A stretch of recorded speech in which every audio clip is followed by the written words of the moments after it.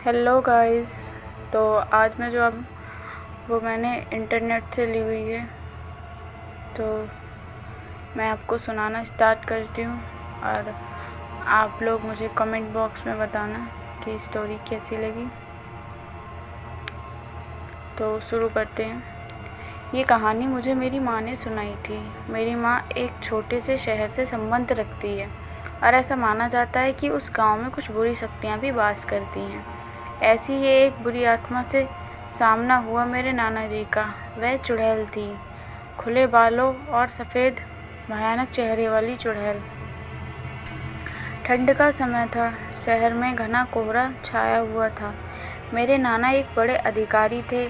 रोज़ की तरह उस दिन जब मेरे नाना अपना काम ख़त्म कर दफ्तर से घर की ओर जाने लगे, तो रास्ते में पड़ने वाली बाज़ार से वह कुछ सामान लेने के लिए रुक गए। उनके बाकी साथी आगे चले गए और वे पीछे छूट गए। सामान लेते लेते उन्हें टाइम का पता ही नहीं चला और जब नाना जी अपनी घड़ी देखी तो टाइम देखकर उन्हें लगा कि आज घर पहुंचने में देर हो जाएगी। उन्होंने सोचा कि जंगल के रास्ते से अगर जाऊं तो जल्दी पहुंच जाऊंगा, इसलिए उन्होंने गाड़ी जंगल की ओर घुमा ली। काफ़ी अंधेरा हो गया था। नाना जी तेज़ गति के साथ गाड़ी चला रहे थे, लेकिन उनकी गाड़ी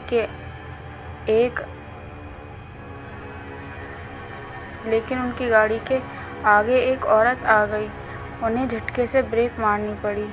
जो औरत गाड़ी के सामने थी वह तेज़ तेज़ रो रही थी। नाना जी को लगा कि यह ज़रूर किसी मजदूर की पत्नी होगी जो रास्ता भटक गई है। रास्ता सुनसान था, इसलिए उन्होंने सोचा कि इस महिला की मदद की जाए। उन्होंने उस औरत से पूछा कि वह यहाँ अकेले क्या कर रही है।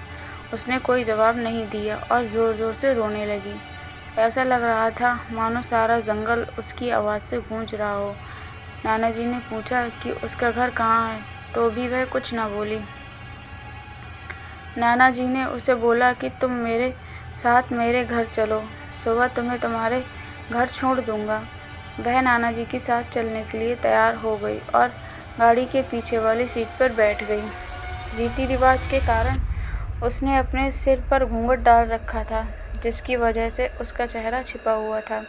घर पर सब नाना जी का इंतज़ार कर रहे थे। जैसे ही गाड़ी की आवाज़ आई, सब भागकर इकट्ठे हो गए। जब उस महिला के बारे में पूछा गया तो नाना जी ने सारी कहानी बताई। नाना जी ने कहा कि आज खाना यही बना देगी, लेकिन मेरी माँ को उस महिला पर शक हो गया।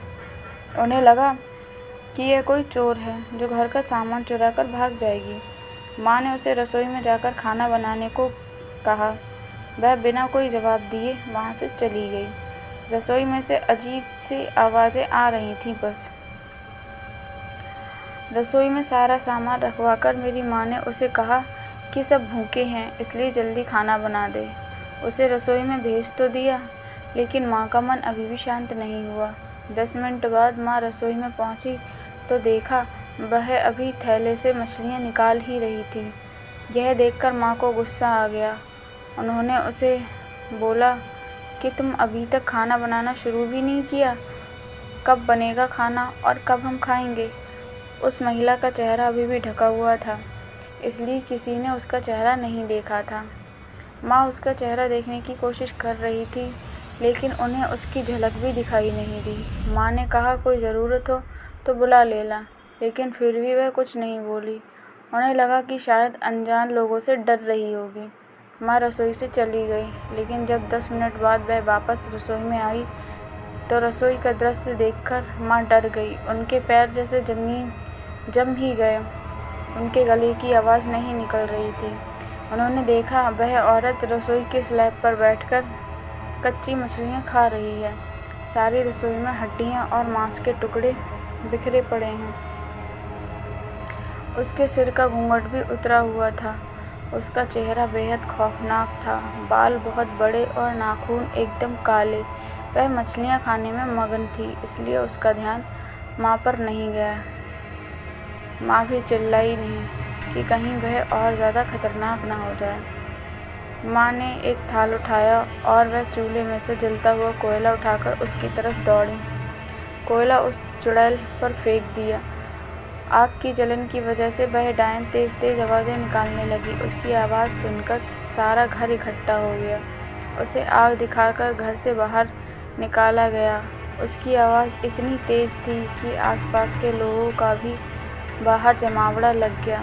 वह डायन लोगों की भीड़ को हटाते हुए जंगल की तरफ दौड़ी। सारे लोग डर के मारे कांप रहे थे और मेरी माँ की हिम्मत की दाद भी दे रहे थे कि अगर सही समय पर वह उस डायन को कोयला दिखाकर नहीं भगाया होता तो ना जाने क्या हो जाता।